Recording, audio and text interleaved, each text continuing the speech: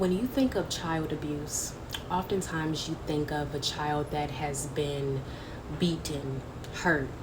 You think of, a child locked in a basement, not given food or water, not given clothing, not given a nice bed to sleep on. You think of a child just going through torture. Okay, that's what a lot of people think childhood abuse is when a child is tortured. Okay, when you think of things like children that have been like locked in closets, children that have just been, just severely, just physically abused. That's what a lot of people think childhood abuse is like. When you think of Dave Pelsler from A Child Called It, you think of children that have grown up in the system and how they were abused that way. They went through, molestation, sexual abuse. A lot of times people think that is the only childhood abuse that there is.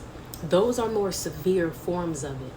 But the childhood abuse that is swept under the rug, that is often overlooked and glossed over, is the type of childhood abuse where it's not physical, it's not even sexual, it's emotional and it's mental abuse. And that is just as damaging because it causes brain damage to the child, and during their development and their developmental years, their brain was forced into survival mode, and their brain went under so much stress that it took a mental turmoil on them.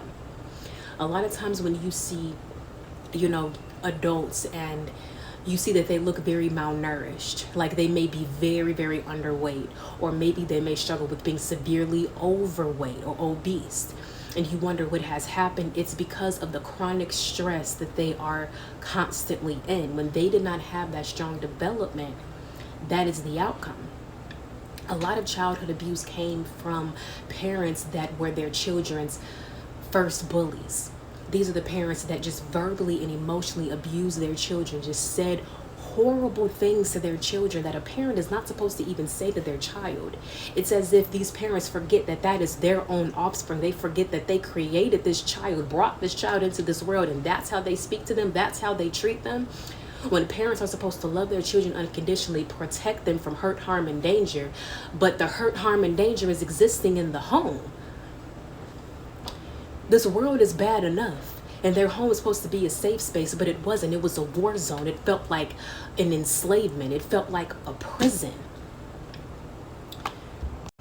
And that's the basis for narcissistic abuse that children go through. It's awful.